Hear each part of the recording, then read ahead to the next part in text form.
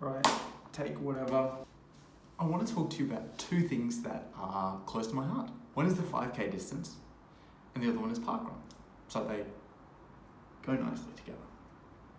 5K distance is what got me into running in the first place. It's kind of the reason I fell in love with running. I used to run just exclusively 5Ks. And later on I was introduced to parkruns, and I fell in love with them too. Let me tell you a story. So a long time ago, lifetimes ago, in 2004, a guy, let's call him Paul, because that's his name. He gets together 13 of his friends. It's on the weekend, it's freezing, it's typically horrendous English weather.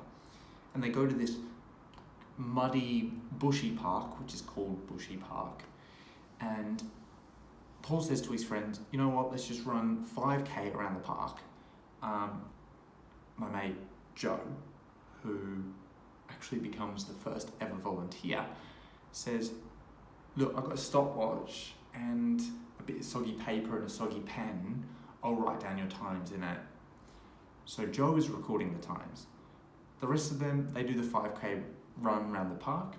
They meet back at the end, still freezing, and then they decide to go home. But before they go, Paul says, same again next week? And they all go, yeah, all right, sure. And he goes, oh, great. Wait. One last thing, Paul says. It needs a name. And Joe has the ideas. And Joe says, what about Bushy Park Time Trial?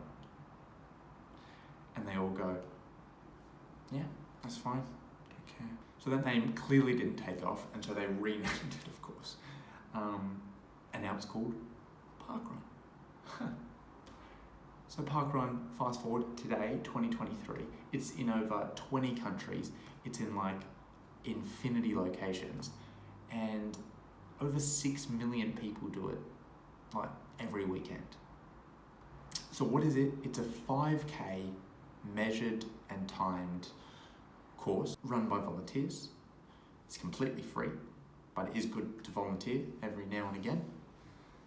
And it's for everyone. It's for pensioners, people with their doggos, pram pushers, children, slow runners, fast runners, average DOMs, walkers. The reason I do it is because it's lovely. It's really nice to be out there in the community and to have that sense of connection. If you don't like meeting people, you can run alongside people. That's got to be nice. Maybe it's not. And you can do park runs all around the place. You can do them locally. I've done them all up and down the Gold Coast, across the country, in Brisbane and Perth and Sydney. I've even done it overseas. I did it in Washington State in the US. How random is that? It also fits into my training schedule really, really well. I love to push myself at least once a week and have that steady 5K every Saturday, just to see how I'm tracking, just to see how I'm progressing. So I'll just quickly take you through my journey with my 5K, which is also my journey with my park run, just happens to be where I get all my PBs. So in July 2017, a friend from work invited me to my first ever park run. It was in New Farm in Brisbane. As you can see, I ran 20:31. And I was like, damn, this is fun. I like these park runs. So I decided that I'd start doing them semi-regularly. August 2017, I ran a PB, 19:23. And by November 2017, I was down to 18:35. At this stage, I think I was kind of calibrating where I was with 5K. I hadn't run at kind of a race pace for 5K in a really long time. So this was me pushing myself on kind of a regular basis to see where I was. So that's why I quite quickly dropped those first 2 minutes. And after that 18:35, this was a strong plateau, a multi-year plateau, right? So in 2019, I went overseas. In the whole year, I only ran one park run. I ran several 5Ks, but I never really pushed myself to that limit. This is that fun park run that I ran in the United States, and I ran 19:48.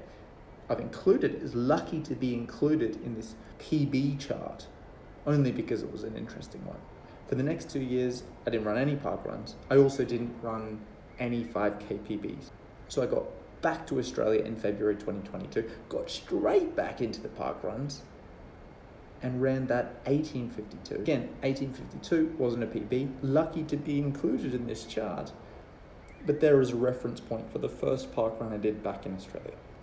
It took me a couple of months, and I was running regularly at this stage in 2022. And quite quickly, I got a new PB at Meadowbrook, 18:01.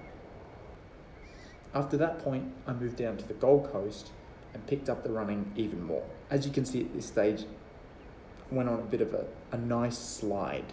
Kirra, Broadbeach, Kirra, down to 16:48. So I'll go through soon what I credit to this nice slippery slide, cutting my 5K time by over a minute over this period. And then comes Broadbeach. This is my current PB, 16:07. The other thing to note here is this little red fella. I started marathon training in around October 2022. And I'll tell you how all these things are connected in a sec. But this is what I want to get at today. I wanted to get at my top 5 tips for getting your 5K time down as far as possible, or as far as you want it to, at parkrun or otherwise. The first one is about consistency and expectations. So these two things are both separate and they intertwine. Consistency, I mean that you have to be consistent in your training, you have to be persistent in your training. You're not going to get those results immediately. It's a slow burn over time. If you keep doing it, you are going to see results. The other is expectations. And that expectations is that you're not going to see PBs every week. But you also want to set your expectations right. You don't want to, at least this is how I do it. I don't compete against anyone else. There's only one person that I compete against. No, just kidding. I only compete against myself. So there's no use saying, where I am compared to anyone. I just want to beat me, essentially. Oh, the other thing I want to show you is I just want to go back to that lovely chart just for once. And I've just simplified it just to show you the last year of my park runs. Why I want to do that is I want to show you that over the last year, I haven't just run 6 park runs. I've run 6 PBs, but I've run 35 park runs. My point here is that you run a lot more 5Ks or a lot more park runs than you're going to get PBs. What you want to be looking at is your trajectory. You want to make sure you're on the right path, that generally you're going in the right direction for what your goals are. As you can see here, it kind of is on a nice downward slope towards that 16 minutes. So that's that. Next thing is speed runs. I've talked about this in a couple of other videos, but I think they're fundamental to be doing those speed sessions probably at least once a week, whether it's on the track or it's a tempo run or it's a fartlek or it's your own time trial. Doing those speed runs teaches your body to be running at a faster pace. The slow runs are fantastic for other reasons too, but unless you're pushing yourself and your heart rate and your body to that level, it's going to be difficult to be improving on your 5K. That was a quick one. And that feeds into the next one.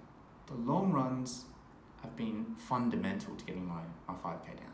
Just building that volume over the week and then over months means that when I go back to that 5K time, I can work on speed. It's really helped. It's that time on legs. As you saw, when I started training for a marathon, I put that in the little graph.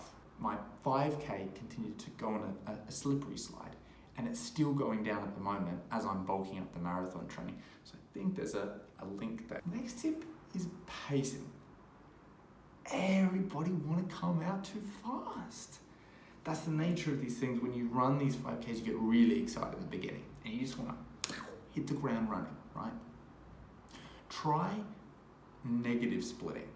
And what that is try running the first half slower and leaving some in the tank to run a faster second half. I've tried this technique before and you do see really good gains. It means you're holding just that little bit back to give in the second half of the race. The other thing you can try is try getting a friend to pace you. It helps. The 1%ers. What I mean by the 1%ers is all those tiny things that are worth, let's say, 1%. They just help just that little bit. They're small, they're not going to have a huge impact, but when you add them all up, they are going to be of benefit. For example, having coffee in the morning before you run. I think that helps. having the right shoes. I reckon that helps. But no, this is coming from a guy who most of the time wears a basketball singlet for running. That's another thing they tell me. If you wear a good singlet, you're going to get even a little bit more, but okay, I know that's 5, but I have like one more. So it's maybe like 6 tips for running a faster 5K. Man, have fun. Have fun. That's my philosophy. I reckon if you're doing it for a while and you're not having fun, you've got to change something. For me, having fun is linked to doing well with it. They play off each other. If I'm having fun, I want to go harder, I want to go at it again. If I'm not having fun, I lose motivation and blah, blah, blah. I know not everyone finds running fun, but I reckon there's a way you can have fun with running, and I reckon it will help. So I say, have fun. Be cool. All right, so you want to see how I went, this Saturday, you want to see how I went this morning, see if I have a new PB or not. All right, take it away.